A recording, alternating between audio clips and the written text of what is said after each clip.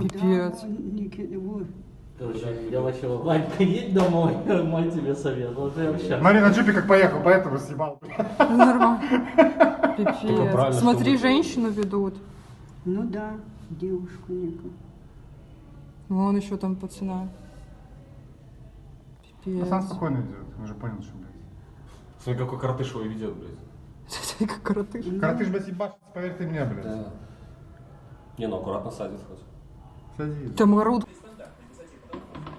Что ли твоя, суки?